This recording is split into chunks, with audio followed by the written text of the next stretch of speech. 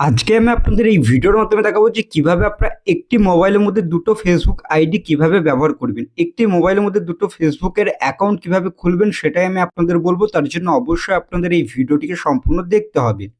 সবার প্রথমত হচ্ছে আপনাদের যেই ফেসবুকের অ্যাপটি রয়েছে ওটাকে ওপেন করতে হবে। এবার ফেসবুকের মধ্যে হয়তো আপনাদের দ্বিতীয় কোনো আইডি আছে আগে থেকে লগইন করা।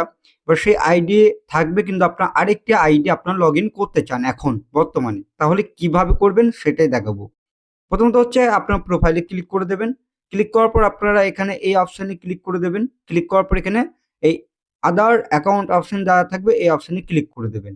তাহলে এখান থেকে আপনারা লগইন করতে পারবেন। আর যদি এখান থেকে না করেন নিচের দিকে এই অপশানটিতে ক্লিক করবেন। ক্লিক করার পর উপরের দিকে এই অপশানে ক্লিক করে দেবেন। ক্লিক করার পর এখানে কি বলেছে এই আদার অ্যাকাউন্টের অপশন, এই অপশানে ক্লিক করবেন। ক্লিক করার পর এখানে log in into another account অপশানে ক্লিক করবেন। এবার ক্লিক করার পর এখানে কি বলেছে মোবাইল নাম্বার দিতে বলেছে। মোবাইল নাম্বার যদি থাকে মোবাইল নাম্বার দেবেন, আর ইমেল থাকলে ইমেলটি দিয়ে দেবেন। যেহেতু আমার মোবাইল নাম্বার দেওয়া আছে, মোবাইল নাম্বারটি দেওয়ার পর এখানে কন্টিনিউ অপশানে ক্লিক করব।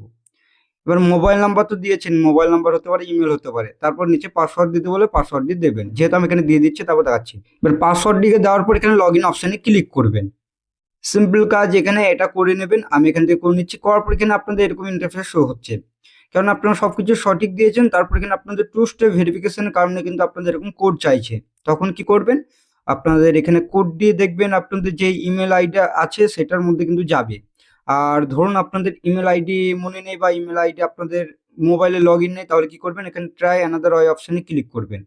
এটাতে ক্লিক করার পর এখানে আপনারা পাসওয়ার্ড এন্টার করে লগ ইন করতে পারেন, বা এখানে আপনারা বিভিন্ন ধরনের অপশন পেয়ে যাবেন। হোয়াটসঅ্যাপ পেতে পারেন, মোবাইলের অপশন থাকবে, এসএমএস এর অপশন থাকবে। যেহেতু আমি ইমেলের মাধ্যমে নেবো তার জন্য কন্টিনিউ অপশানে ক্লিক করে দিচ্ছি।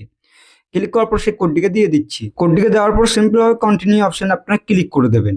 এই কাজটা আপনাদের খুব সহজে কিন্তু হয়ে যাবে এবং আপনারা খুব সহজে আপনার সেই আইডি কিন্তু লগ ইন করতে পারবেন। এবার একটি আইডি তো হয়ে গেল।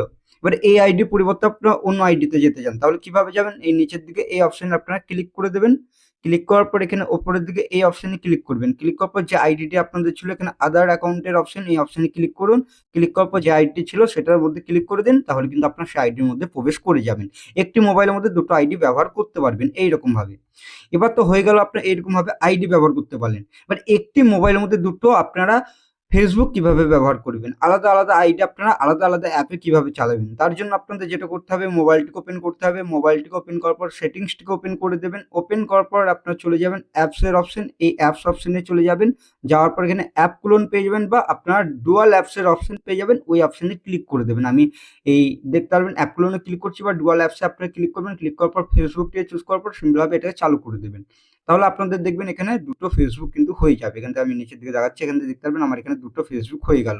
একটিতে আমার আইডি খোলা আছে, আর একটিতে দেখবেন নতুন করে আপনাদের আইডি লগ ইন করার বা আইডি খোলার কিন্তু আপনাদের অপশন কিন্তু এখানে দিয়ে দেবে। ঠিক আছে, আপনারা এইরকম ভাবে কিন্তু আপনার মোবাইলে দুটো আপনারা ফেসবুক ব্যবহার করতে পারবেন। দুটো আইডি কিভাবে একটি মোবাইল আপনার লগ ইন করবেন সেটাই